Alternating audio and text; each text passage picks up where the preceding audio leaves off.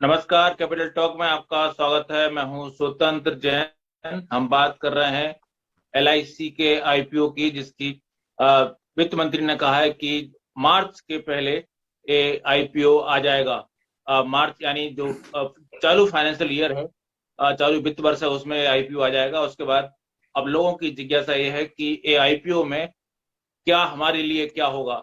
क्या जो पॉलिसी धारक उनके लिए कुछ है, क्या जो आम आदमी के लिए है, तो कितना बड़ा आईपीओ है क्वालिफाइड इन्वेस्टर्स के लिए, या फिर जो है ना जो एंकर इन्वेस्टर हैं, सबकी अलग अलग कैटेगरीज के लिए कितने प्रकार के उसमें आवंटन आएंगे, कितना आवंटन होगा।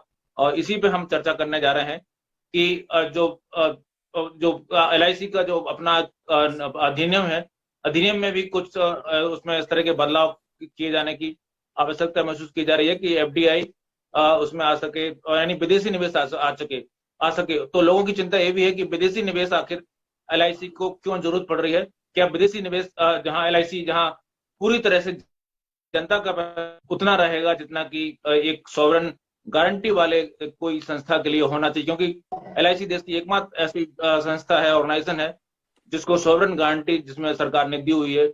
और उसमें विदेशी निवेश की बात की जाए, ये भी थोड़ा चिंता करने वाली बात है। इसी में हम बात करने जा रहे हैं कि एलआईसी में एफडीआई एफआईआई की जो चर्चा चल रही है, एलआईसी का जो ओवरऑल वैल्यूएशन हो रहा है, तो सारे मुद्दे क्या हैं, किस कब जो आईपीओ आएगा, क्या आईपीओ इस साल आ भी पाएगा या नहीं आ पाएगा। हमारे साथ इस चर्चा में है प्रोफेसर अमन अग्रवाल जी। अमन जी पिछले कई दिनों से हमारे साथ रेगुलर पैनलिस्ट के रूप में हमारा साथ मार्गदर्शन करते रहते हैं। अमन जी, आपको बहुत बहुत स्वागत है। चलिए। हमारे साथ हैं धीरज मल्होत्रा जी। धीरज मल्होत्रा जी लिमरा के जो बीमा एक कंपनी है, बीमा संस्थान है, उसके जाने माने मेंटर हैं, मास्टर मास्टर ट्रेनर हैं।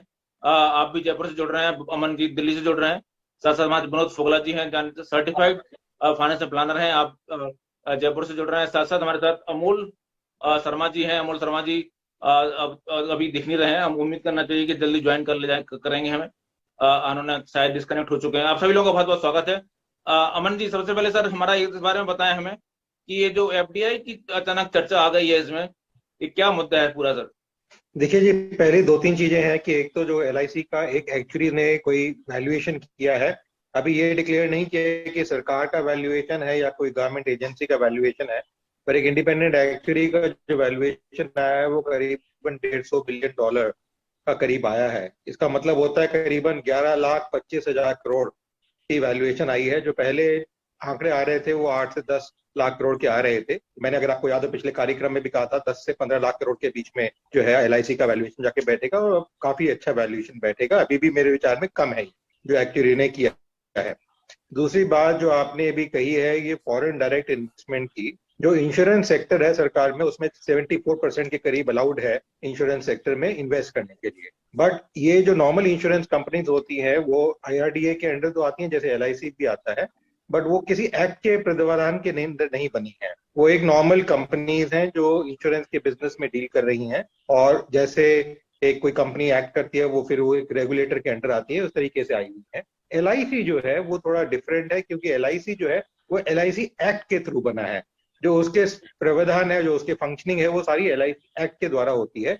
जरूर रेगुलेटर में आईआरडीए भी आता है, फिर अगर जब ये लिस्टिंग होगा आईपीओ का तो सेबी भी आएगा, बट सब एक्ट के रेगुलेशन के अंडर आने के बाद ही होता है वो एलआईसी का एक्ट के आता है।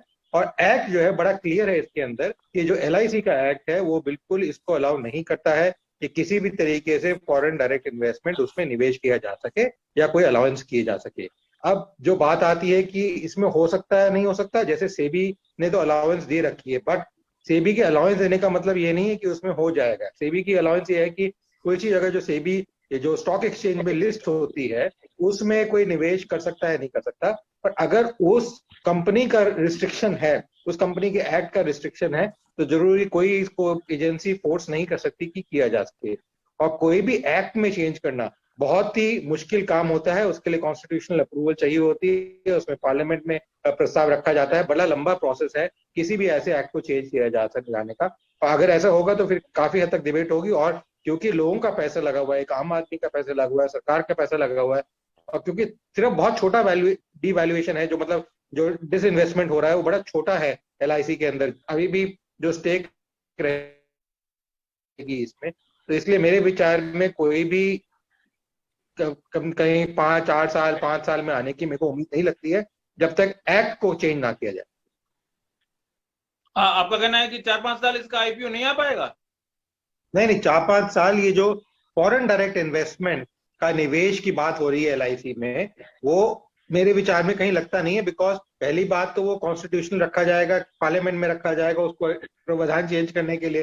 दूसरा, उसके ऊपर फिर डिबेट होंगी, चर्चा होंगी, जैसे अभी चर्चा हम कर रहे हैं, और भी चर्चाएं होंगी। और जब इसके ऊपर उठेगा तो सरकार अभी मेरे विचार में कोई ऐसा कदम नहीं उठाना चाहेगी जिसे एक आम आदमी जिसका निवेश किया हुआ इतना पैसा है, जिसका इतना जुड़ा हुआ है, चाहे वो पॉलिसी के द्वारा हो, चाहे वो इन्वेस्टमेंट के द्वारा हो, वो उसको छेड़े और नाराज करे लोगों को। तो मेरे विचार में अभी कोई फॉरेन डायरेक्ट इन्वेस्टमेंट का निवेश करने की जो बात हो रही अच्छा, तो है या आप कुछ तो उम्मीद जो की हो रही थी, आईपीओ के लिए कोई जरूरी जरूरी शर्त नहीं है आईपीओ के लिए कि एफडीआई उसमें एफआईआई का जो एक एंगल है वो नहीं, ऐसी कोई जरूरी शर्त नहीं है। जैसे नॉर्मल कंपनियों के आईपीओ आते हैं, वो भी तो होते हैं। थोड़ी जरूरी कि फॉरेन इन्वेस्टमेंट होगी तभी आईपीओ आएगा, या आईपीओ आएगा तभी फॉरेन इन्वेस्टमेंट आएगी, ऐसा कोई दोनों में लिंक नहीं। नहीं, तो सरकार चाहती है कि जब उसमें एंकर इन्वेस्टर के रूप में कुछ एफडीआई का फंड आए, तो एंकर इन्वेस्टर के रूप में तो सरकार बात कर रही है, तो क्या उसकी एक अनिवार्य शर्त है? क्योंकि वो तो जो आईपीओ आएगा उसके साथ ही आएंगे एंकर इन्वेस्टर। तो अमन जी देखिए, एंकर ने, आप ठीक कह रहे हैं। देखिए, एंकर इन्वेस्टमेंट जो है, जरूरी नहीं है कि वो फॉरेन से आए। एंकर इन्वेस्टर जो होता है हिंदुस्तान से भी आ सकता है। जैसे कुछ कंपनियों का वैल्यूएशन किया गया, रिलायंस जैसी कंपनी है, उसका भी वैल्यूएशन काफी हद तक उसी के आसपास, एलआईसी के आसपास है। तो अब ऐसी बड़ी बड़ी कंपनियां अगर इन्वेस्ट करना चाहती हैं, उनके अपने एंजल इन्वेस्टर होते हैं, अपनी उन्होंने कंपनियां बना रखी होती है, अगर वो इन्वेस्ट करना चाहे तो आए। पर मेरे विचार में जो अभी इन्वेस्टमेंट की बात हो रही है, डिसइन्वेस्टमेंट की बात हो रही है, उसमें कहीं पे भी सरकार की तरफ से ये घोषणा नहीं आई है कि हम कोई एंकर इन्वेस्टमेंट ढूंढ रहे हैं। बिकॉज जब भी इसका आईपीओ आएगा, बड़े अच्छे बम्पर तरीके से लोग खरीदेंगे। बिकॉज उनका जो विश्वास है सरकार में, एलआईसी में, और एलआईसी ने जो अपनी प्रॉफिटेबिलिटी दिखाई है, कंसिस्टेंसी दिखाई है, उसको देखते हुए ये जैसे एक सुपर डुपर शेयर आता है उस तरीके से निकलेगा। तो इसके लिए कोई भी ऐसे एंकर इन्वेस्टर की तब जरूरत पड़ती है जब हमें डर लगता है कि हो सकता है कल को सब्सक्राइब ना हो, कल को हमें वापस करना पड़े, इशू अंडर सब्सक्राइब हो। और वैसे भी अभी हमने अगर पिछले 2 साल में देखें, कोरोना के बावजूद मार्केट में इतनी तेजी है कि छोटे छोटे आईपीओ जो आ रहे थे वो भी डबल ट्रिपल टाइम सब्सक्राइब हुए हैं। तो मेरे विचार में ऐसी कोई यहाँ पे रिक्वायरमेंट नहीं है, और ना ही सरकार की तरफ से कोई निर्देश आया है कि हमें कोई एंकर इन्वेस्टर ढूंढ रहे हैं। ओके, जी अमोल जी, कितना वैल्यूएशन है, और जो वैल्यूएशन में आपको लग रहा है कि कितना परसेंट सरकार उसमें आईपीओ लाने वाली है, कितने परसेंट का उसमें स्टॉक बेचने वाली है? गवर्नमेंट, मुझे लगता है इसमें 2-3 चीजें अमन जी ने बहुत ही विस्तृत तरीके से, बहुत अच्छी तरह से उसको विश्लेषण किया ही है। लेकिन जैसे एंकर का बोलते हैं कि बिफोर आईपीओ भी कुछ हद तक इन्वेस्टमेंट, एंकर इन्वेस्टर्स को सुविधा होती है, वो शायद मिले। यानी अगर समझो 10 रुपए का शेयर है और वो 100 रुपए में लाती है, और वो आईपीओ आने के पहले अगर गवर्नमेंट के पास पैसा आता है तो 90 रुपया सीधा सीधा प्रॉफिट हो जाता है। एक एग्जांपल के तौर के ऊपर, 100 रुपया ऐसा नहीं, मैं जस्ट एग्जांपल दे रहा हूँ, बराबर है? क्योंकि इसका रेट क्या होगा अभी भी पता नहीं। It's huge, it's historical. मुझे लगता है एक लाइफ इंश्योरेंस का नंबर 1 इश्यू होगा वर्ल्ड में, ना कि इंडिया में, बराबर है? और एंजल इन्वेस्टर्स की बात करें तो शायद उन्हें मौका मिल सकता है कि आईपीओ के पहले कुछ हद तक आए, जिससे आईपीओ और अट्रैक्टिव हो सकता है। और अगर उसकी जो वैल्यू है, आईपीओ में जो रेट रखे गए, 1000 रुपया रखो, 1500, 2000, व्हाटएवर, तो उनको तो उससे ज्यादा देना ही पड़ेगा एंकर इन्वेस्टर्स को, और वो बहुत बड़ा मुनाफा होगा गवर्नमेंट के लिए जो फंड रेजिंग है, और 10% तक का है। शायद मुझे लगता है इसमें ऐसा भी हो, क्योंकि बड़े बड़े अभी देखा आपने कि कोई अभी अमन जी ने बहुत अच्छा कहा, छोटे छोटे आईपीओ भी जबरदस्त रिस्पॉन्स दे रहे हैं। लोगों के पास पैसा है, लोग आईपीओ में डाल रहे हैं, इन्वेस्ट कर रहे हैं। मैं अमोल जी जानना चाह रहा हूँ कि ओवरऑल कितने परसेंट का जो आईपीओ आ रहा है, कितने करोड़ का आईपीओ आ रहा है, कितने लाख करोड़ का आईपीओ आ रहा है? करीबन जैसे लास्ट टाइम बात हुई थी, सरकार कितनी इक्विटी कितनी बेच रही है?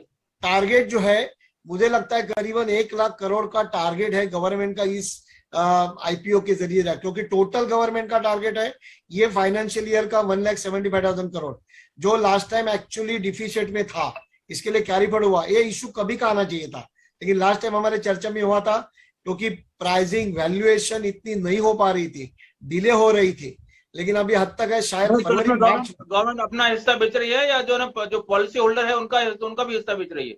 नहीं रहेगा ना, पॉलिसी होल्डर का भी रहेगा। इसमें पर्टिकुलरली जो लॉन्ग टर्म इन्वेस्टर्स है, जैसे सिंगल प्रीमियम इन्वेस्ट करते हैं जिसमें वो फंड एलआईसी के बाद ज्यादा रहता है, उनको प्रायोरिटी ज्यादा मिलेगी। जी जी अमन जी। हाँ जी, ऐसा है। जो आईपीओ की बात पहले भी हुई थी और सरकार ने कहा था कि 5 से 10% के करीब जो है वो कह रहे थे कि हम लिक्विडेट करने की कोशिश करेंगे, जिसमें 10% का आगे जाके टारगेट था कि 2-3 साल के अंदर करेंगे। अभी जो टारगेट उनका आ रहा था वो 5% के करीब आ रहा था। बाकी अभी कोई चेंज हुआ हो तो उसके अंदर कोई तो आया नहीं। सही है जी। तो 5% का मतलब उसमें अगर वैल्यूएशन 1 लाख 11 लाख 12 लाख करोड़ माने तो 5% तो 1 लाख करोड़ होगा। कितना 5% 1 लाख करोड़ भी नहीं होगा सर, 5% तो 50,000 करोड़ आते हैं। अमन जी देखिए, ऐसा है जी, एक वैल्यूएशन जो होता है उससे जो शेयर की बाद में प्राइस निकलेगी उसके ऊपर होता है। अगर हम 5% कहते हैं तो 5% का मतलब यह है कि जितनी मेरी इक्विटी होल्डिंग है, लेट अस से एक रफ आइडिया लूं मैं कि मैं कहता हूं कि मेरा 1000 शेयर है, तो 5% 1000 शेयर के मैं लिक्विडेट करूंगा। अब वो जो शेयर की क्या प्राइस होगी, वो प्राइस आएगी मेरी वैल्यूएशन से। आपको मेरी बात समझ आई? मैं दोबारा बता रहा हूं। लेट अस से कि मेरे पास 1000 शेयर है या 1000 शेयर है कंपनी के। अब मैं कहता हूं मैं 5% आपको देना चाहता हूं। 5% का मतलब हुआ करीबन 50 शेयर मैं आपको देना चाहता हूं।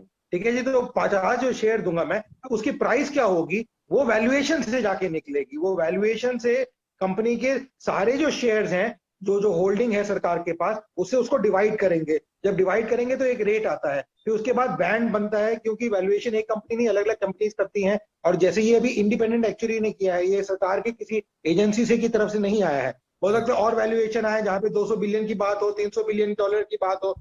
जब वो वैल्यूएशन आ जाएंगे तो एक रेंज बनाई जाएगी कि हाँ, ये सारे शेयर को डिवाइड करूंगा मैं, जितनी मेरे होल्डिंग है, तो जो वैल्यू आ रही है इतना मेरे को मिलना चाहिए। चाहे वो 1 रुपए का शेयर है, 10 रुपए का शेयर है, 100 रुपए का शेयर है, जितने का भी शेयर है, पर मेरे को ये शेयर इतने का लॉन्च करना है और इतने का मेरे को मार्केट में वैल्यूएशन मिल रहा है, तो इतना प्राइस मिलना चाहिए। अब 5% जो शेयर मैं बेच रहा हूँ, जैसे मैंने आपको कहा 1000 के 50 आपको दे रहा हूँ, तो वो 5% है, वैल्यू का 5% नहीं। यहाँ पे वैल्यू ज्यादा हो सकता है उसमें, नंबर ऑफ शेयर्स के 5%।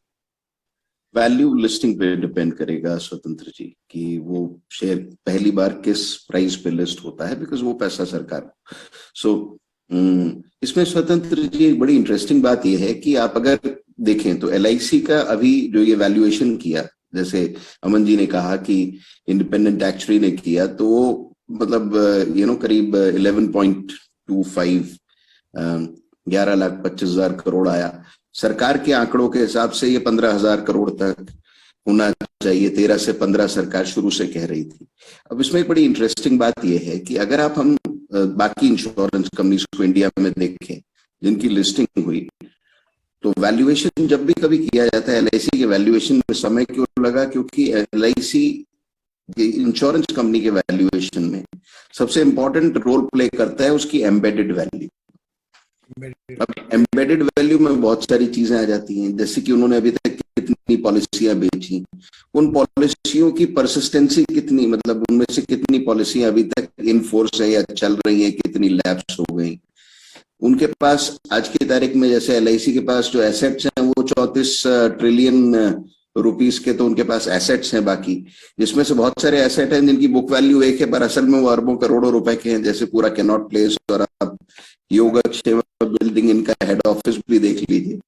सो एलआईसी की एम्बेडेड वैल्यू निकाल पाना, और अभी भी जो एम्बेडेड वैल्यू निकली है ये बहुत ज्यादा अंडर एस्टिमेटेड एम्बेडेड वैल्यू है, क्योंकि इनके एसेट्स इतने हैं कि आप मतलब आंकड़ा लगा नहीं सकते, उसका मतलब बड़ा मुश्किल है जान पाना। तो अब एक बात, अब बात आते हैं एचडीएफसी, एसबीआई और आईप्रू से कंपेयर करें तो एचडीएफसी का जब शेयर लिस्ट हुआ तो 5 टाइम्स एम्बेडेड वैल्यू हुआ, राइट। इसी तरह से एसबीआई का शेयर आज की तारीख में आप देखें या आईप्रू का भी तकरीबन 3 गुना के आसपास एम्बेडेड वैल्यू के चल रहा है। एलआईसी का जो ये आंकड़ा है बड़ा कंजर्वेटिव लेके सरकार चल रही है कि हम करीब 1.5%, 1.5 टाइम्स एम्बेडेड वैल्यू के, करेक्ट अमन जी, अमोल जी? राइट, कि 1.5 गुना हम एम्बेडेड वैल्यू का वैल्यूएशन करीब ले पाएंगे, जो कि बहुत ही ग्रॉस अंडर एस्टिमेट है। और आप बिल्कुल ठीक कह रहे थे अमन जी, अमोल जी, की मतलब ये जितना भी एस्टिमेट सरकार लेके चल रही है कि हम इससे 90,000 या 1 लाख करोड़ जो है इस डिसइन्वेस्टमेंट से, जो कि मैक्सिमम 10% तक की रेंज शायद सरकार ने रखी हुई है अमन जी, राइट, इससे ज्यादा नहीं रखी हुई।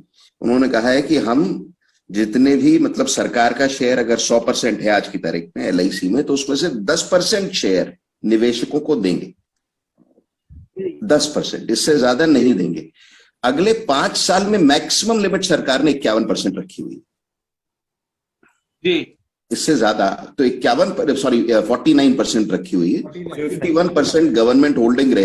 एक बड़ी इंटरेस्टिंग बात है, ये पॉलिसी धारकों के लिए बड़ा फायदेमंद है, क्योंकि इस डाइवेस्टमेंट से क्या होगा कि एक इंडिपेंडेंट डायरेक्टर LIC के बोर्ड पे बैठेगा, जिससे LIC के सारे कार्य कामकाज जो कि बहुत सिस्टमैटिक चल रहा है, जैसे मैंने पिछली मीटिंग्स में भी आपको कहा कि मेरे ख्याल से LIC से ज्यादा स्ट्रेट ऑर्गेनाइजेशन आपको नहीं मिलेगी, सीधा रास्ते पे काम करने वाली संस्था बहुत कम है इतनी, क्योंकि मैं तो खुद 2 इंश्योरेंस कंपनीज में काम कर चुका हूं पहले तो।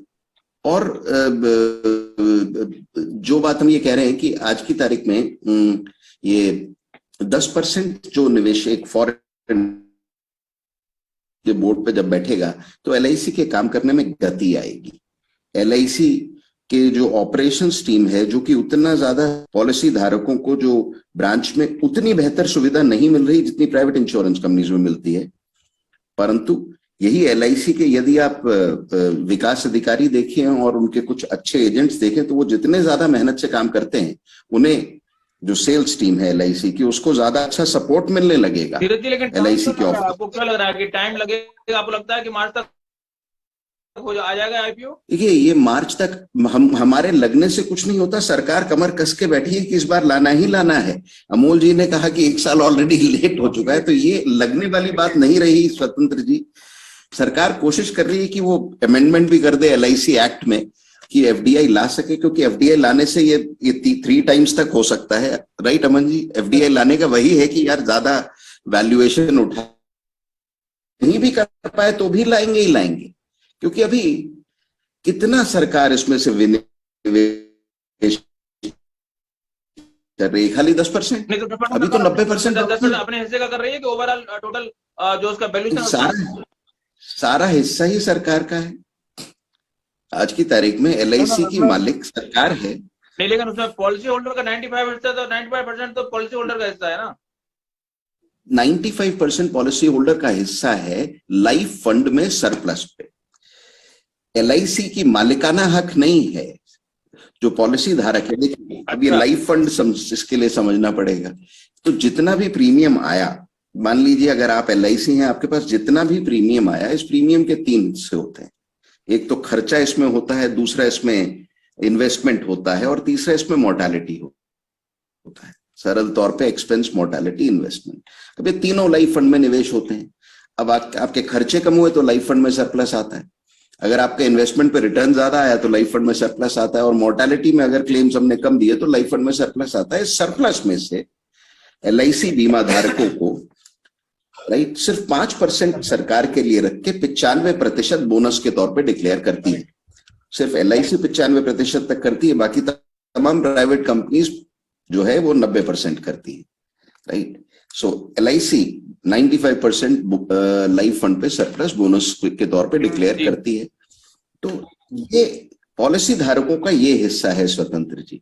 पर अगर देखें LIC का मालिक कौन, तो LIC का मालिक अभी पूरी तरह से भारत सरकार। और अभी लास्ट वैल्यूएशन जो हुआ स्वतंत्र जी, लास्ट वैल्यूएशन जो फाइनेंशियल ईयर को हुआ, उसमें सरप्लस, अभी जैसे कहा इन्होंने, सरप्लस है 53,954 करोड़, और उसमें से गवर्नमेंट को 5% का शेयर दिया गया 2,697 करोड़, जो हर साल। आप सोचो कि 1956 जब भी आपकी पत्रिका भी की शुरुआत हुई थी, पत्रिका भी 1956 में शुरू हुई थी, और LIC भी 1956 में शुरू हुई थी। आप मार्च में शुरू हुए थे, LIC सितंबर में, तभी 5 करोड़ रुपए दिए थे। आप सोचो 5 करोड़ रुपए गवर्नमेंट का, आज 2600 करोड़ प्लस LIC से 5% शेयर मिल रहा है।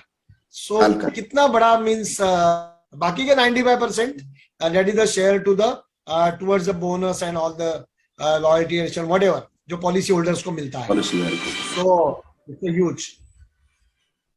जी हमारे साथ विनोद फोगला जी हैं. विनोद जी, ओवरऑल आपने जो हमारे पैनलिस्ट डिस्कशन करना है उसमें पॉलिसी होल्डर का जो मुद्दा है जो कि आप डील करते हैं फाइनेंशियल प्लानर के रूप में, उसको कहाँ आप देखते हैं इस पूरे आईपीओ में? देखिए सर, पॉलिसी होल्डर के लिए ये बहुत ही अच्छी चीज है. सबसे पहला पॉइंट तो ये है कि 10% पॉलिसी होल्डर के लिए रिजर्व है. जितना भी आईपीओ का साइज होगा, फर्ज करो 100 रुपए का आईपीओ आता है तो 10 रुपया पॉलिसी होल्डर के लिए रिजर्व है. और आपको सिंप्लीफाइड पर्पज करने के लिए मैं आपको बता दूं कि एलआईसी कितनी बड़ी कंपनी है. आप इस बात से अंदाजा लगाएंगे कि मार्केट शेयर एलआईसी का 66% है. अगर इंडिया में 100 पॉलिसी बिकती है तो 66 पॉलिसी या मार्केट शेयर है न्यू बिजनेस के अंदर. इसके अलावा इंडिया की जीडीपी का 18%, यानी पूरी अर्थव्यवस्था की जो वैल्यू है उसका 18% एलआईसी का अकेला है. और एक और सिंप्लीफाइड मैं आपको करके बता देता हूं कि एलआईसी का असेट साइज इतना है कि $463 बिलियन, यानी करीबन 34 लाख करोड़. इसको मैं और सिंप्लीफाइड करूं तो इंडिया का एक साल का बजट. एसेट वैल्यूएशन आपने कहां से लेके आए? आपका सोर्स क्या है आंकड़े का? साइट पे है, इंडिया के अंदर अवेलेबल है सर. वैल्यूएशन में शामिल क्यों नहीं किया गया फिर? हाँ जी, वैल्यूएशन करती है इंडिपेंडेंट बॉडी. बहुत सारी चीजें होती है, जैसे अगर आज आप कहीं भी देखेंगे तो प्राइम लोकेशन पे एलआईसी की खुद की प्रॉपर्टी है. मैं पूछ रहा हूँ अमन जी, मैं आप सबसे पूछ रहा हूँ कि अगर इसका 34 लाख करोड़ इसके पास एसेट्स है तो इसका वैल्यूएशन फिर इतना कम क्यों आया है? मैं इसका रीजन बताता हूँ. इसमें क्या होता है, जैसे अगर आपकी प्राइम लोकेशन पे कहीं भी प्रॉपर्टी, आप कहीं भी इंडिया में देखेंगे प्राइम लोकेशन पे एलआईसी के ऑफिसेज मिलेंगे, बहुत बड़ी बड़ी प्रॉपर्टीज मिलेंगे, लेकिन उनकी बुक वैल्यू बहुत कम होती है बुक के अंदर. जो एक्चुअल उसकी मार्केट वैल्यू है और उसकी बुक वैल्यू है उसमें बहुत बड़ा फर्क है. राइट. दूसरा, जो पॉलिसी होल्डर के लिए गवर्नमेंट ऑफ इंडिया ने एलआईसी एक्ट 1956 के अंदर जो अमेंडमेंट करके पॉलिसी होल्डर के फायदे के लिए क्या कर रही है कि आपको एलआईसी की वेबसाइट पे जाकर के आपको आपका पैन कार्ड अपडेट करना है अगर आप एग्जिस्टिंग पॉलिसी होल्डर हैं तो. और आपको उसमें 6 चीजें डालनी. 6 चीजें क्या? आपको पॉलिसी नंबर डालना है, आपको मोबाइल नंबर, आपका फुल नेम डालना है, आपको date of birth, male female डालना है, आपको मेल आईडी डालनी. ये 6 चीजें जैसे ही आप आईपीओ से पहले करना होगा. हाँ जी, ये आईपीओ से पहले करना है. ये 6 चीजें डालने के बाद आपको दूसरा काम पॉलिसी होल्डर को क्या करना है कि एनएसडीएल या सीडीएसएल जो एक डिपोजिटरी है वहां पर अगर आपका डीमेट अभी तक नहीं खुला हुआ है तो आपको डीमेट अकाउंट ओपन करवाना है. और इसके अलावा इसके अलावा अगर आपको कंफ्यूजन है कि मेरा पैन कार्ड अपडेट है या नहीं है तो वो भी एलआईसी की वेबसाइट के ऊपर एक आइकॉन बना हुआ है, वहां पर आप क्लिक करके अपना स्टेटस चेक कर सकते हैं कि आपका पैन कार्ड आपकी पॉलिसी से लिंक है या नहीं है. आपने एक सवाल और पूछा था जी. मैं फिलहाल चर्चा वक्त है एक ब्रेक के बाद लौटेंगे तो बात करेंगे कि ओवरऑल जो आईपीओ आ रहा है उसमें किस तरह का ओवरऑल मैकेनिज्म होने वाला है. यानी जैसे पॉलिसी होल्डर के लिए कितना रहेगा, क्वालिफाइड इन्वेस्टर के लिए कितना रहेगा, एंकर के लिए कितना रहेगा, क्या इसके बारे में कुछ सरकार ने कुछ कहा है या नहीं कहा है? और एफडीआई की जो चिंता बार बार हो रही है कि एफडीआई सरकार लाने वाली है, तो वो एफडीआई का लिंक क्या है, ओवरऑल क्यों जुड़ा हुआ है बार बार की एफडीआई को चर्चा में आईपीओ लाने से पहले इतना हम बार बार चर्चा कर रहे हैं कि एफडीआई सरकार लाएगी नहीं लाएगी, और उसमें लेकर उसको चिंता, स्वामित्व को लेकर क्या चिंता है? हर सदस्य यहाँ सुना रहा बदलाव की कहानी, क्योंकि परिवार ही है हमारी जिंदगानी. बदल गया है अपना परिवार, नया जैसा मिल रहा हर बार. हेल्थ के टिप्स हो, चाहे आज के इस पेंडेमिक दौर में पॉजिटिव एनर्जी की संचार की बात हो, परिवार का परिशिष्ट जो आता है पत्रिका के साथ में, वो मेरे परिवार का एक अभिन्न हिस्सा बन गया है. I congratulate Rajasthan Patrika for this wonderful effort. Thank you. परिवार मैगजीन द्वारा हमें जहां हेल्थ टिप्स, हमारे स्वास्थ्य के लिए क्या अच्छा है, मनोरंजक कहानियां बच्चों के लिए, इन सब परिवार के सभी लोगों का ध्यान रखा गया है कि जहाँ सब चीजों से बढ़कर संस्कार होता है, हर एक बात का कोई ना कोई आधार होता है, रिश्ते जहाँ आपस में मिलकर खिलखिलाते हैं, एक ऐसी ही जगह जिसका नाम परिवार होता है। परिवार के सदस्यों की सेहत को लेकर सजग रहने की सलाह होती है, तो आज से आप भी पत्रिका के परिवार अंक का सदस्य बनिए। बुजुर्ग लोगों के बारे में या किस तरीके से वो नई तकनीक, जो मैंने संस्करण अभी पढ़ा तो मुझे काफी इंटरेस्टिंग लगा। अपना कॉलम हम खुद भी बना सकते हैं, जोड़ सकते हैं, तो मुझे यह भी चीज बहुत अच्छी लगी कि हम सभी महिलाएं उसमें ऐड हो सकते हैं। थैंक यू परिवार क्लब मैगजीन के माध्यम से हमें पत्रिका के द्वारा बहुत रोचक जानकारियाँ प्राप्त हो रही है। न्यूज़पेपर का वो सेगमेंट परिवार, वो मेरा बहुत ही ज्यादा फेवरेट है, बिकॉज मुझे लगता है कि ये सिर्फ एंटरटेनिंग सेगमेंट ही नहीं बल्कि बहुत ही ज्यादा इंफॉर्मेटिव सेगमेंट भी है। वॉइस, इंफॉर्मेशन और पार्टिसिपेशन, ये जो पेज है ये बेहद पसंद आता है, क्योंकि मैं इसमें कई चीजों को सीख पाता हूँ और कई जिंदगियों को देख पाता हूँ, पढ़ पाता हूँ। परिवार मुझे मेरे परिवार के साथ क्वालिटी टाइम भी स्पेंड करने का मौका देता है, बिकॉज परिवार की एक खासियत है, उसमें सारी एज ग्रुप के लिए सब कुछ मटेरियल मिलता है। तो थैंक यू राजस्थान पत्रिका हमें परिवार प्रोवाइड करने के। ब्यूटी टिप्स, हेल्थ टिप्स, बच्चों के लिए डेफिनेटली बहुत कुछ है रीड करने के लिए, इवन मेल्स के लिए। तो ये मैगजीन ऐसी है जहां आप सपरिवार बैठ के इसको रीड कर सकते हैं और अपने परिवार को बहुत ज्यादा क्लोज ला सकते हैं। आपका अपना परिवार परिशिष्ट हर बुधवार पढ़ते रहिए पत्रिका। राजस्थान के पूर्वी द्वार से पश्चिम के मरुस्थल तक, गंगानगर के लहलहाते खेतों से माही और बागड़ के बांसवाड़ा तक, रोज नई करवट लेती राजनीति से पग पग नई शक्ल लेती रणनीति तक, हर हलचल, हर समाचार, संस्कृति, धर्म और खेल की खबरों का संसार, मिलेगी राजस्थान को आवाज पत्रिका राजस्थान पर।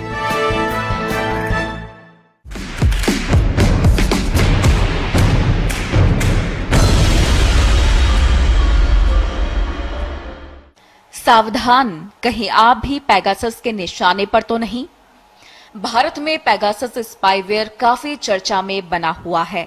पेगासस के जरिए कई चर्चित हस्तियों के फोन की जासूसी करने का दावा किया जा रहा है, लेकिन कुछ सावधानियां रखकर आप इस बात का अंदाजा लगा सकते हैं कि आपका फोन हैक हुआ है या नहीं। कुछ ऐप फोन से फाइनेंशियल इंफॉर्मेशन को चुराने का काम करते हैं, तो कुछ फोन पर पूरा कंट्रोल हासिल कर लेते हैं, जिसमें फोटो गैलरी, कॉल्स, मैसेज शामिल है। अगर आपके फोन की बैटरी तेजी से ड्रेन होने लगे, फोन का स्लो हो जाना और बैटरी जल्दी खत्म होना, मोबाइल डेटा की खपत में अचानक बढ़ोतरी होना या फोन में कोई फर्जी ऐप मौजूद हो जिससे डेटा की खपत तेजी से होने लगी हो, फोन के स्क्रीन पर लगातार पॉपअप्स दिखाई देने लगे, फोन तेजी से गर्म हो रहा हो, तो ऐसा हो सकता है कि हैकर्स ने आपके फोन को कंट्रोल करना शुरू कर दिया है। ऐसे में सावधानी रखना जरूरी है।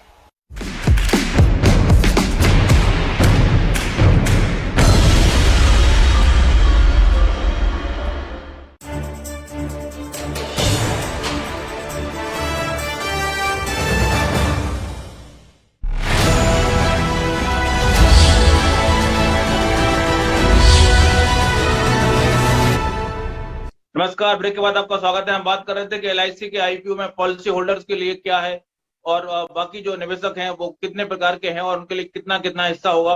अमन जी, कुछ अनुमान है क्या कि एंकर इन्वेस्टर होते हैं, क्वालिफाइड इन्वेस्टर होते हैं, सरकार का उसमें कितना कितना सरकार ने रखने का सोचा है? क्योंकि एक स्टेबिलिटी का मुद्दा बार बार आ रहा है कि स्टेबिलिटी सरकार चाहती है कि जब आईपीओ आए तो कोई स्टेबिलिटी रहे, इसलिए ऐसे इन्वेस्टर जो जोड़ना चाह रही है, जो जैसे सॉवरेन फंड है या फिर जो एफडीआई जैसे फंड हैं, जो कि मतलब एफडी जो जो जो मतलब सीधे निवेश करते हैं, जिनको ज्यादा इक्विटी में ज्यादा खेल नहीं करते। तो क्या है सरकार की मंशा, क्या चाहती है सरकार?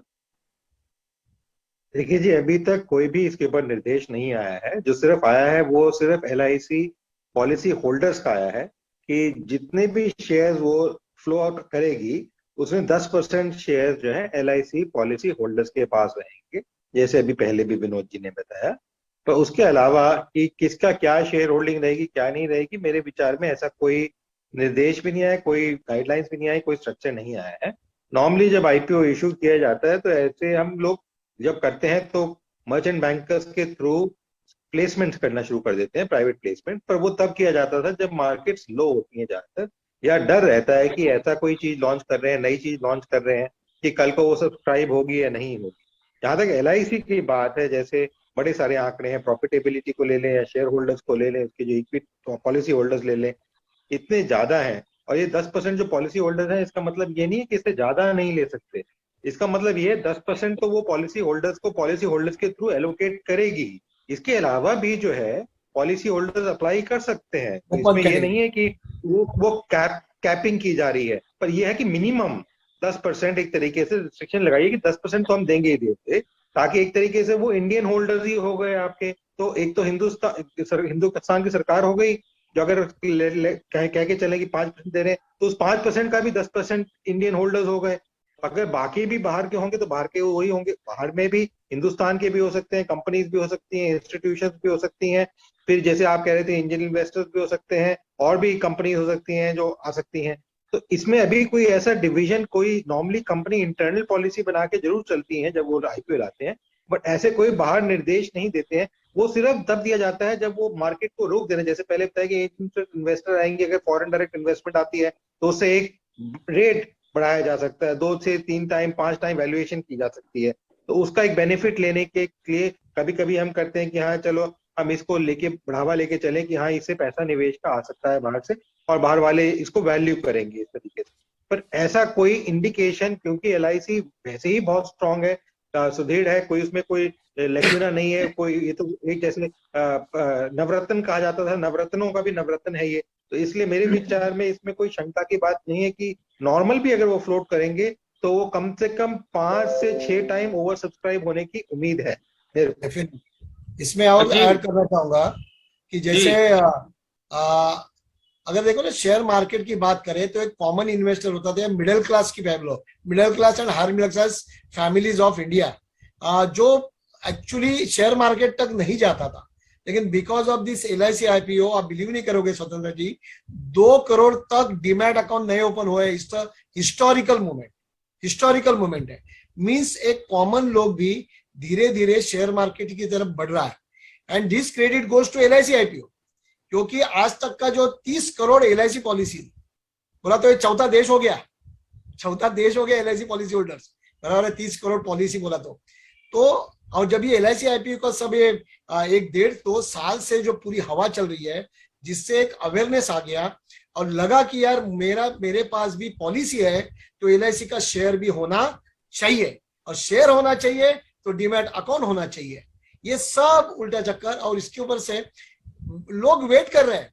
और इसमें जो एक बीच में राइटअप आया था बहुत ही अच्छा, और MD साहब ने भी कहा था, जैसे लॉन्ग टर्म इन्वेस्टर्स है जिनका फंड LIC में ज्यादा समय रहेगा, जिसको पेंशन प्लान बोलते हैं हम लोग, जीवन लेकिन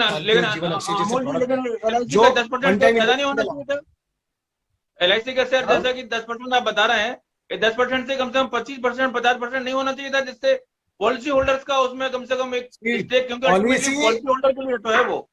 स्वतंत्र जी, पॉलिसी होल्डर तो बोले 100% हमको ही दे दो, हमारी वजह से चल रही है LIC बोले तो सही, लेकिन आफ्टर ऑल नॉर्म्स है, कुछ सेबी के रूल्स है आफ्टर ऑल। नहीं, ऐसे वही मैं जानना चाह रहा हूँ, ऐसा क्या नॉर्म है कि 10% ज्यादा नहीं दे सकते?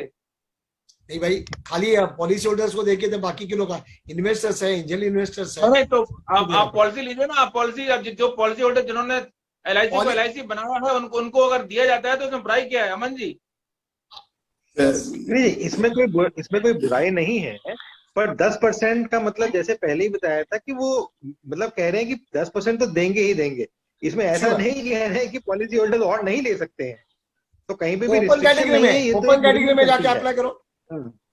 हाँ, आप जैसे अभी बताया गया था विनोद जी से कि 5 चीजें मांगी गई हैं, वो मांग के आप सबमिट करेंगे तो एक LIC की डेटाबेस में आ जाएगा कि ये लोग मेरे पॉलिसी होल्डर्स में से इंटरेस्टेड हैं जो मेरा शेयर खरीदना चाहते हैं। तो उनमें से जो भी बिड करेंगे उनको 10% तो दिया ही जाएगा। अब वो मार्केट से जाके खरीदना चाहते हैं तो ओपन मार्केट से और खरीद सकते हैं, तो ये कोई रिस्ट्रिक्शन नहीं है कि आप पॉलिसी होल्डर है तो ओपन मार्केट से नहीं खरीद सकते हैं। ये इसको सही शब्दों में अगर डाला जाए तो स्वतंत्र जी कह सकते हैं कि 10% कम से कम पॉलिसी धारकों के लिए रिजर्व, ये रिजर्व जी, तो ये 10% पॉलिसी धारकों के लिए रिजर्व कर दिया। अगर वो और लेना चाहें तो मार्केट से ले सकते हैं, कोई रोक नहीं है। कैटेगरी अलग होगी, इतना कम से कम रिजर्व है कि आप मेरे पॉलिसी धारक हैं तो LIC उनको कहती है कि हम जो भी है वो आपके कारण बने, इसलिए हमारी जिम्मेदारी है कि हम आपको एक प्राथमिकता दें। तो 10% शेयर्स पॉलिसी धारकों के लिए रिजर्व है, वो और किसी को नहीं दिए जा सकते। बिल्कुल, मैं कह रहा हूँ कि स्टेबिलिटी, जैसे सरकार बार बार स्टेबिलिटी की खबरें आ रही हैं कि सरकार चाहती है कि IPO आने के बाद भी स्टेबिलिटी रहे, तो अच्छा नहीं होगी जो है ना आप FDI के बारे में, आप FDI के लिए ट्राई कर रहे हैं, FI के लिए ट्राई कर रहे हैं, बेहतर होगी आप पॉलिसी होल्डर्स के लिए स्टेक बढ़ा दें। अमन जी, अगर मैं सही सोच रहा हूँ, क्यों नहीं पॉलिसी होल्डर का स्टेक बढ़ा दिया जाए, आप बजाय जो है ना FDI FI के पास जाएं। बड़ा बैलेंसिंग एक्ट होता है स्वतंत्र जी। अमन जी, जैसे DIPP अपने प्रपोजल सबमिट कर रही है बिकॉज वो जो है निवेशकों को देखती है। वो एक ऐसा डिपार्टमेंट है जो बाहर से इन्वेस्टमेंट आ रहा है, स्टार्टअप्स हैं उनको देखती है, उसके कुछ पोर्टफोलियो एरियाज हैं कि वो उन चीजों को देखती है। तो इसलिए वो सजेस्ट कर रही है कि इस टाइप की चीज की जाए जो रिस्ट्रिक्शन आ रही है, बिकॉज हो सकता है उनके पास कुछ निवेशक आए हों जो ये लेके आए हों कि देखिए बाकी हम इंश्योरेंस सेक्टर में लगा सकते हैं बट हम LIC में तो नहीं लगा पाएंगे। तो हो सकता है उस पॉइंट ऑफ व्यू से वो एक अपना प्रपोजल रख रही हो। कहीं पे भी ना वित्त मंत्री जी का, ना किसी और IRDA का, ना किसी और एजेंसी का कहीं पे आया है कि foreign direct investment LIC act के को अमेंड करके लाना जरूरी है। तो ये कहना कि हम निवेशकों को ला रहे हैं बाहर से, ये नहीं है कहीं पे भी। जरूर लोग आवाज उठाते हैं जो इन्वेस्ट, ये एक चीज दिखाता है कि LIC में कितना इंटरेस्ट है।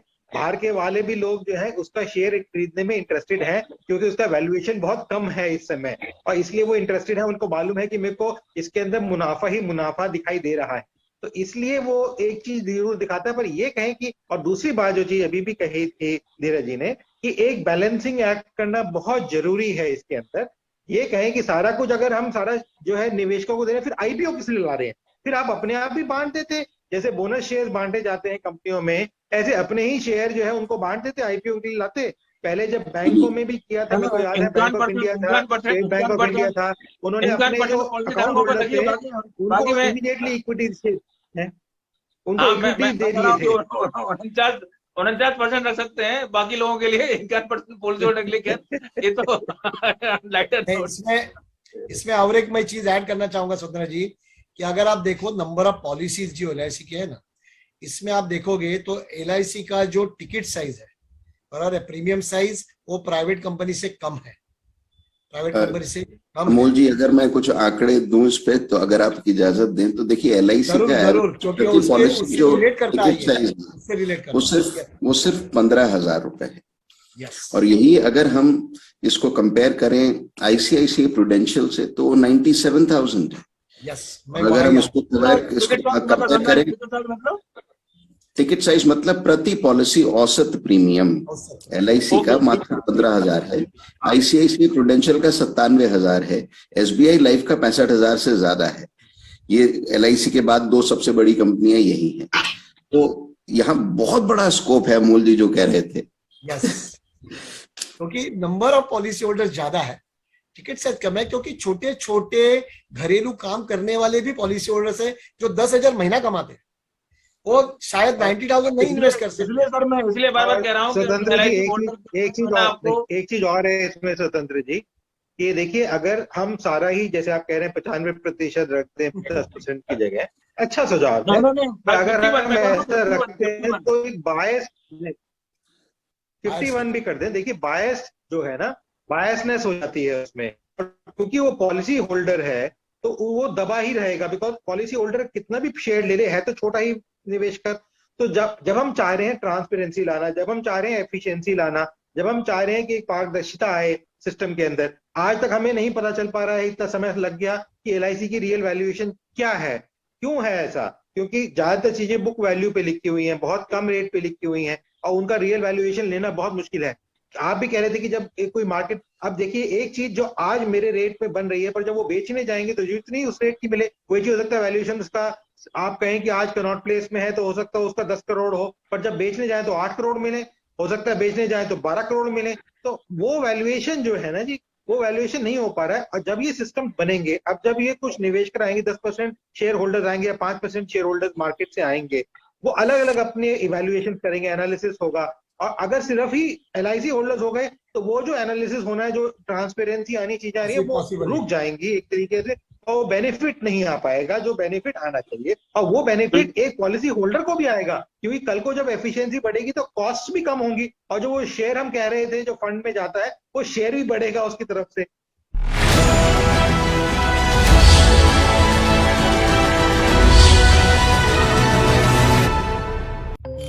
खबरों में हमेशा की तरह तेज, साथ में नए जमाने का भी क्रेज। सिटी पेजों की खबरें अधिक उपयोगिता ली, आकर्षक प्रस्तुति और फटाफट रीडिंग शैली, खबरों की संख्या भी ज्यादा, प्रिंट, टीवी और डिजिटल के साथ 360 डिग्री कवरेज। महिलाओं और युवाओं के लिए नए जमाने से जुड़ी उपयोगी सामग्री व विशेष कॉलम। पढ़ते रहिए राजस्थान पत्रिका। हर सदस्य यहाँ सुना रहा बदलाव की कहानी, क्योंकि परिवार ही है हमारी जिंदगानी। बदल गया है अपना परिवार, नया जैसा मिल रहा हर बार। हेल्थ के टिप्स हो, चाहे आज के इस पेंडेमिक दौर में पॉजिटिव एनर्जी की संचार की बात हो, परिवार का परिशिष्ट जो आता है पत्रिका के साथ में, वो मेरे परिवार का एक अभिन्न हिस्सा बन गया है। आई congratulate Rajasthan Patrika for this wonderful effort. Thank you.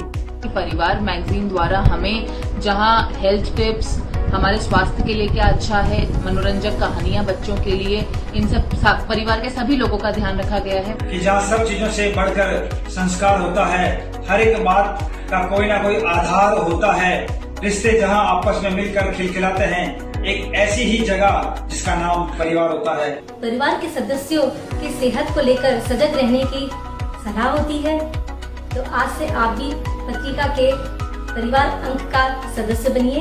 बुजुर्ग लोगों के बारे में या किस तरीके से वो नई तकनीक, जो मैंने संस्करण अभी पढ़ा, वो मुझे काफी इंटरेस्टिंग लगा। अपना कॉलम हम खुद भी बना सकते हैं, जोड़ सकते हैं, तो मुझे यह भी चीज बहुत अच्छी लगी कि हम सभी महिलाएं उसमें ऐड हो सकते हैं। थैंक यू परिवार क्लब मैगजीन के माध्यम से हमें पत्रिका के द्वारा बहुत रोचक जानकारियाँ प्राप्त हो रही है। न्यूज़पेपर का वो सेगमेंट परिवार, वो मेरा बहुत ही ज्यादा फेवरेट है, बिकॉज मुझे लगता है कि ये सिर्फ एंटरटेनिंग सेगमेंट ही नहीं बल्कि बहुत ही ज्यादा इंफॉर्मेटिव सेगमेंट भी है। वॉइस, इंफॉर्मेशन और पार्टिसिपेशन, ये जो पेज है ये बेहद पसंद आता है, क्योंकि मैं इसमें कई चीजों को सीख पाता हूँ और कई जिंदगियों को देख पाता हूँ, पढ़ पाता हूँ। परिवार मुझे मेरे परिवार के साथ क्वालिटी टाइम भी स्पेंड करने का मौका देता है, बिकॉज परिवार की खासियत है उसमें सारी एज ग्रुप के लिए सब कुछ मटेरियल मिलता है। तो थैंक यू राजस्थान पत्रिका हमें परिवार प्रोवाइड करने के। ब्यूटी टिप्स, हेल्थ टिप्स, बच्चों के लिए डेफिनेटली बहुत कुछ है रीड करने के लिए, इवन मेल्स के लिए। तो ये मैगजीन ऐसी है जहां आप सपरिवार बैठ के इसको रीड कर सकते हैं और अपने परिवार को बहुत ज्यादा क्लोज ला सकते हैं। आपका अपना परिवार परिशिष्ट हर बुधवार। पढ़ते रहिए पत्रिका।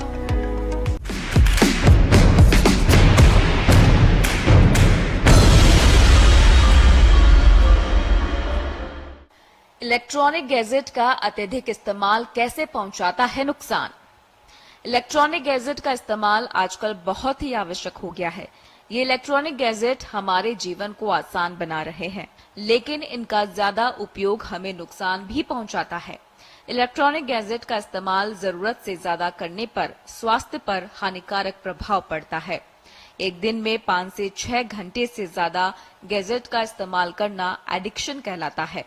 इनसे हमारे शरीर की सक्रियता कम हो जाती है, साथ ही जीवन शैली में भी बदलाव होने लगता है। रात को देर तक इलेक्ट्रॉनिक गैजेट का इस्तेमाल करने से नींद की समस्या हो जाती है, इसलिए जब भी सोने जाएं तो उससे 30 मिनट पहले किसी भी इलेक्ट्रॉनिक गैजेट का इस्तेमाल नहीं करना चाहिए। देर तक मोबाइल पर नजर टिकाए रखने से सबसे ज्यादा नुकसान हमारी आंखों को ही होता है। इससे हमारी आंखें ड्राई हो जाती हैं। इससे दिल से जुड़ी बीमारियां होने का भी डर रहता है। साथ ही मोबाइल से निकलने वाले रेडिएशन के कारण ब्रेन ट्यूमर और कैंसर जैसी गंभीर बीमारी होने का भी डर रहता है।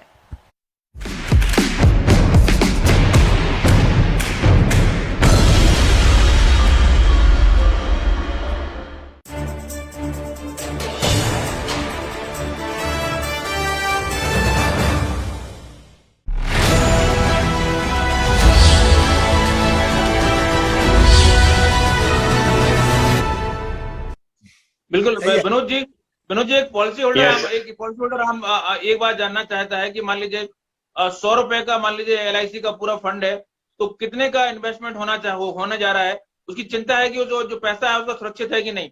तो कितने का इन्वेस्टमेंट होने जा रहा है, 5 रुपए का इन्वेस्टमेंट होने जा रहा है या पूरे 95 का होने जा रहा है, और उसके खाते में वो 5 रुपए में से कितना आने वाला है, उसके मतलब जो शेयर बचेगा उसके लिए 10% वो कितना बचेगा, और उसके लिए अप्लाई करने की प्रोसेस क्या है। देखो सर, इसमें क्या है कि 5 से 10% का स्टेक जो है डिसइन्वेस्टमेंट होने जा रहा है। पॉलिसी होल्डर के लिए बहुत फायदे की चीज है। इसमें फायदे की चीज क्या है कि अभी इसका LIC का जो रेगुलेटर है वो IRDA है, और उसके बाद security exchange board of India SEBI भी होगा। तो सेबी दुनिया का सबसे ट्रांसपेरेंट, इन्वेस्टर फ्रेंडली और कंप्लायंस को फॉलो करने वाला रेगुलेटर है। तो पॉलिसी होल्डर के लिए तो और ज्यादा ट्रांसपेरेंसी आएगी, तो प्रोडक्टिविटी बढ़ेगी। सॉवरेन गारंटी जो बार-बार बात की जाती है वो रहेगी क्या उसमें? नहीं, सोवेनियर गारंटी 90%, अगर 10% की स्टेक देते हैं तो 90% पे तो वैसे भी रहेगी, तो कोई समस्या, बेफिक्र होकर पॉलिसी होल्डर पॉलिसी भी ले सकते हैं और IPO भी करना चाहिए। क्यों? और दूसरी बात जो आप बार-बार एक सवाल पूछ रहे हैं कि 10% ही क्यों, तो मार्केट को रेशनल बिहेव करने के लिए और ट्रांसपेरेंसी के लिए सबको स्टेक देना जरूरी है, सारे स्टेक होल्डर को देना जरूरी है। इसमें एग्जिस्टिंग पॉलिसी होल्डर को सिर्फ एक ही बात का ध्यान रखना है कि LIC की वेबसाइट पर जाकर के अपना पैन कार्ड अपडेट कर दे, पॉलिसी नंबर से लिंक कर दे, और अगर आप नहीं कर पाते तो आपके नियर बाय जो भी LIC एजेंट हैं, क्योंकि पूरे इंडिया में 20 लाख के करीबन LIC एजेंट हैं, तो उनसे किसी से भी आप अपडेट करवा सकते हैं, और उसके बाद डीमेट के अंदर IPO के लिए अप्लाई करें। और IPO का साइज काफी बड़ा होगा, तो मिलने की पूरी IPO संभावना है, चाहे FIIs भी खरीदें, एंजल इन्वेस्टर भी खरीदें। आप अंदाजा लगाइए कि पेटीएम का IPO 18,000 करोड़ का था, अगर ये 1 लाख करोड़ का IPO आ जाता है, या 18,000 करोड़ से, तो आज तक का इंडिया का सबसे बड़ा IPO पेटीएम का था जो 18,000 करोड़ का था, उससे कई गुना बड़ा IPO आने वाला है। तो सबको मिलेगा, बशर्ते आपके पास डीमेट हो और आपने पैन आपका लिंक कर रखा हो। और अगर डीमेट नहीं है आपका, तो डीमेट भी आप CDSL या NSDL के पोर्टल पे खुलवा सकते हो। वहां पर आपको पैन कार्ड, आधार कार्ड, एक फोटो और कैंसल चेक नेम प्रिंटेड आपको डॉक्यूमेंट्स देने हैं, और डीमेट आपका सेम डे ओपन हो जाता है। तो ये आपको जरूरी है। और LIC इतना बड़ा हाथी है और इतने बड़े दिल वाली कंपनी है कि सबको मिलेगा LIC का IPO। आप अप्लाई करोगे तो चांसेस बहुत ज्यादा है। और उसके लिए आप बिलीव नहीं करोगे, ये IPO के लिए बहुत सारे लोग आज भी मैं बताऊं, ऐसे लोग हैं जिनके पास एक भी LIC पॉलिसी नहीं है, ऐसे भी लोग हैं, लेकिन वो सामने से IPO के प्रति LIC पॉलिसी एजेंट को सामने से बुला के ले रहे हैं, भले ऑफलाइन हो ऑनलाइन हो, और इसके लिए बिजनेस 100% सही बात है, ये 100% सही बात है अमोल सर। और उसमें क्योंकि बैंक के रेट नीचे आ रहे हैं, मैंने लास्ट सेशन में भी कहा था, और उसमें आज 5.5 से 6% और डेफर्ड में 8% तक की पेंशन गारंटेड, तो ये लोगों की प्राथमिकता बढ़ गई है ये IPO में, क्योंकि लॉन्ग टर्म को LIC प्राथमिकता देगी। समझो नहीं, पेंशन गारंटी मतलब समझा नहीं, पेंशन का मुद्दा कैसे लेके आया इसमें? नहीं, मैं बता रहा हूं कि लॉन्ग टर्म इन्वेस्टर जो होता है, लॉन्ग टर्म इन्वेस्टर का मतलब है कोई एंडोमेंट पॉलिसी नहीं, चलो भाई 15 साल की पॉलिसी है, मैच्योर हो गई, इन्वेस्टर चला गया बाहर, पॉलिसी होल्डर अपना पैसा लेके। लेकिन जब ये एक पेंशन फंड में वो पैसा इन्वेस्ट करता है, समझो किसी ने 50 लाख रुपए डाले अपने कमाई के, उसको 5% से पेंशन, लेकिन वो 50 लाख LIC में रहने वाला है उसके जिंदगी भर। LIC के पास फंड रहेगा, वो LIC को उसके डेथ के बाद देना है एज पर द ऑप्शंस, बराबर, एफ ऑप्शन। तो लॉन्ग टर्म जो इन्वेस्टर्स है, जो रेगुलर इनकम वाले हैं, उनके लिए प्राथमिकता बढ़ेगी। इसके लिए पेंशन फंड बहुत ही बड़े तरीके से सेल हो रहे हैं। लोग जो रिटायर हो गए, उनके लिए भी अलग से कोई क्या मतलब वो है क्या? नहीं, वो पॉलिसी होल्डर में आ गए, पॉलिसी होल्डर में आ गए।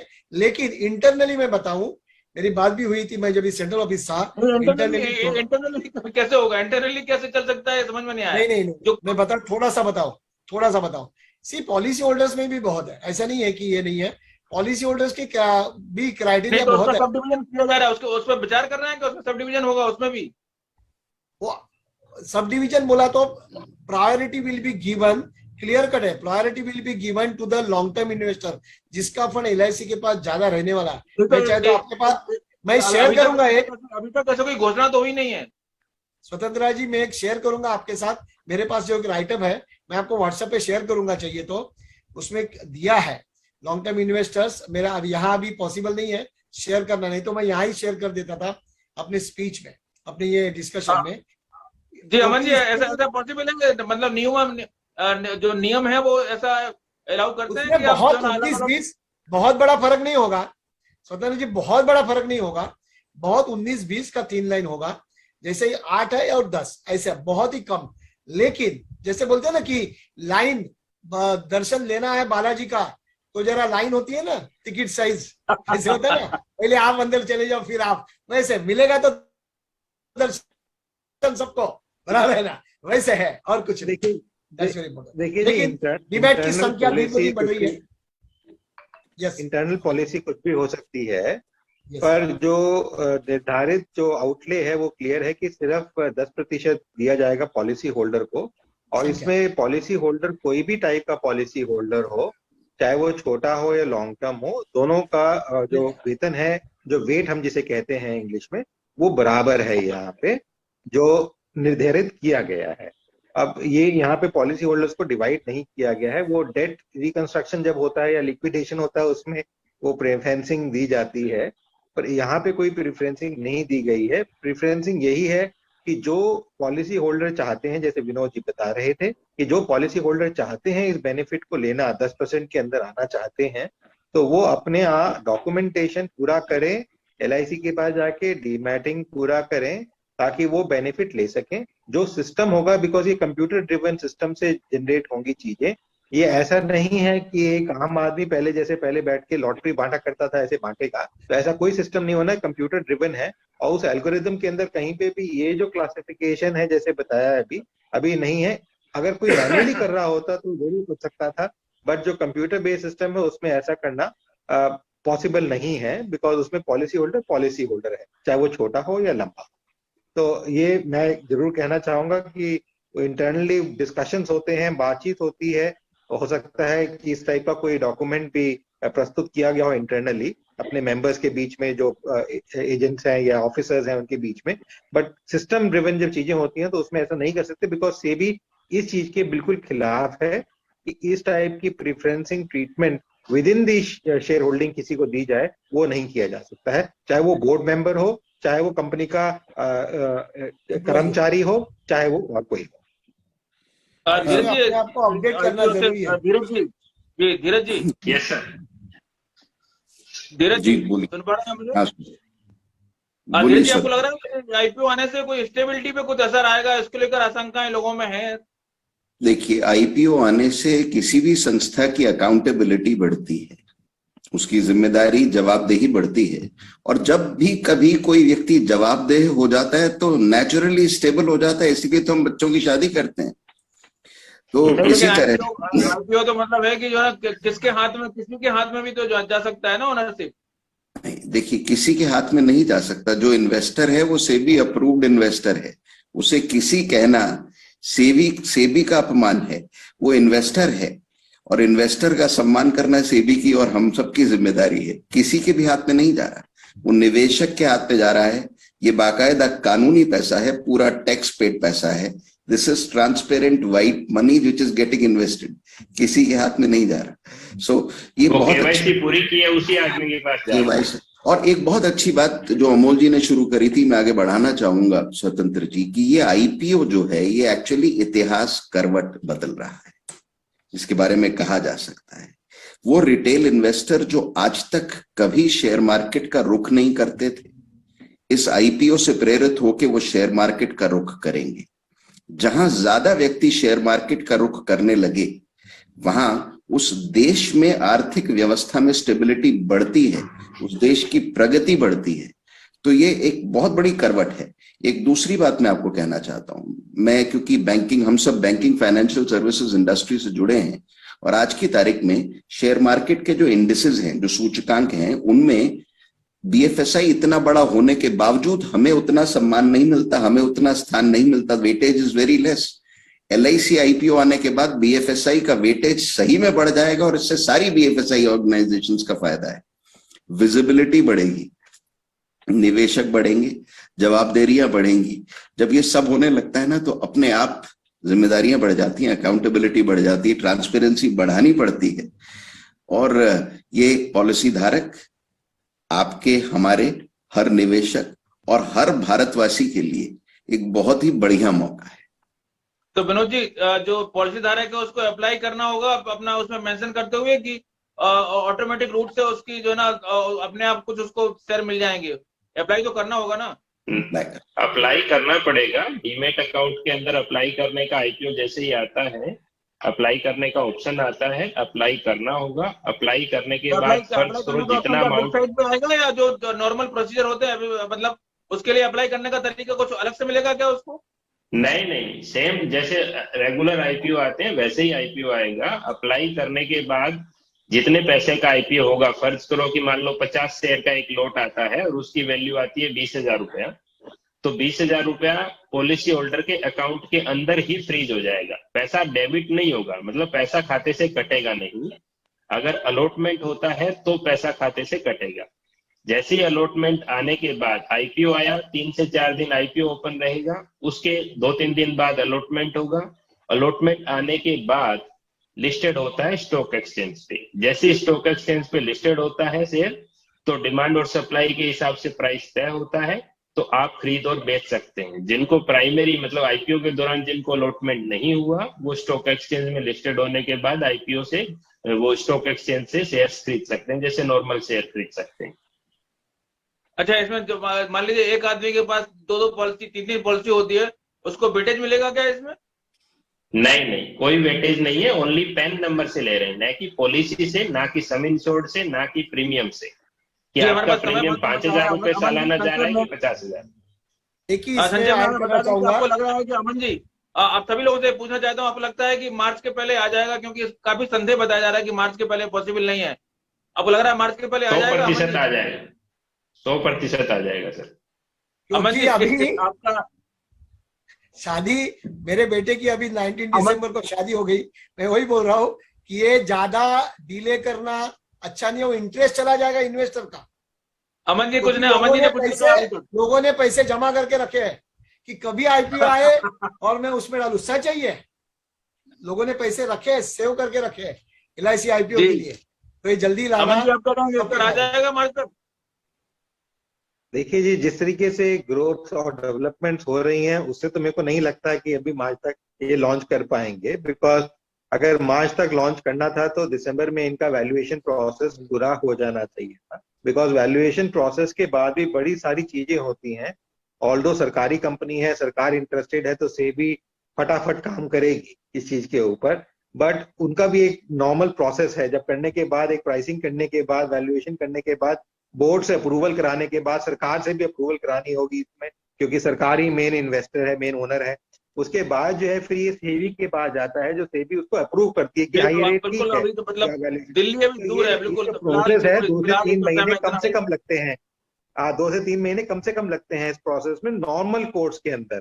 अब ठीक है, सरकार है, सरकार थोड़ा प्रेशर कर सकती है, बट क्योंकि वैल्यूएशन भी अभी तक आज तक नहीं हो पाया है हमारे पास पूरी तरीके से, तो ये कहना कि मैं मार्च तक ये लॉन्च होगा, मेरे विचार में ठीक नहीं रहेगा। बिल्कुल, अगले 6 महीने में हो जाएगा, वो मेरे को लगता है कि हो सकता है। बिल्कुल, तो फिलहाल इस चर्चा में इतना ही। बजट से पहले माना जा रहा है कि आईपीओ आ जाएगा। बजट में इसका कितना असर दिखेगा वो तो वक्त बताएगा, लेकिन फिलहाल आईपीओ का सबको इंतजार है और उम्मीद करना चाहिए कि पॉलिसी धारकों को एक अच्छा अवसर मिलेगा अपना एक आईपीओ एलआईसी का। शायद कई लोग शायद पहली बार अपना एक आईपीओ खरीदेंगे, आईपीओ में लगाएंगे पैसा। एक बड़ा मौका होगा, जैसा कि धीरज जी बोल रहे हैं कि इतिहास करवट ले रहा है, इस तरह का मौका होगा ये। आप सभी लोग चर्चा में जुड़े बहुत बहुत धन्यवाद। नमस्कार, आप देखते रहिए पथ कड़ी। नमस्कार।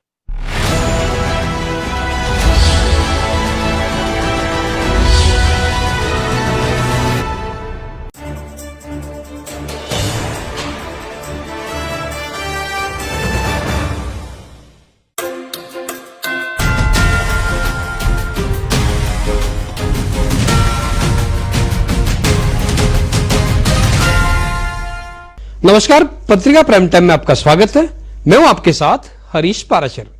ब्रह्मास्त्र, ये नाम तो आपने खूब सुना होगा। रामायण काल में इस अस्त्र की अंतिम हथियार के रूप में इस्तेमाल होता था। ऐसा हथियार जिसका कोई तोड़ नहीं हो। और जब चुनाव आते हैं उस दौरान भी ये ब्रह्मास्त्र जो शब्द है उसका इस्तेमाल हमारे देश की पॉलिटिक्स में खूब होने लगा है। चुनाव का मौका हो तो तर्कस के तमाम तीर जो है निकाले जाते हैं, और अगर कोई तीर खाली होते दिखते हैं तो फिर कहीं दल बदल, कहीं भाई भतीजावाद, कहीं बगावत के तमाम ब्रह्मास्त्र जो है चले शुरू हो जाते हैं। और जो चुनावी घोषणा पत्र है वो राजनीतिक दलों के लिए आखिरी ब्रह्मास्त्र होता ही है। जी हाँ, सही समझ रहे हैं आप। हम बात कर रहे हैं उत्तर प्रदेश, पंजाब समेत 5 राज्यों के विधानसभा चुनाव की, जहां ब्रह्मास्त्र